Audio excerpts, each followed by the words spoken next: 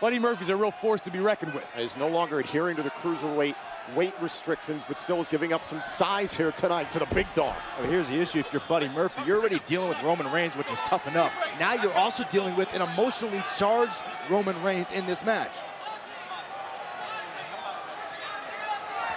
Ooh. Oh, what a right! You can't discount the fact that a few moments ago, Daniel Bryan and Rowan called Buddy Murphy flat out a liar.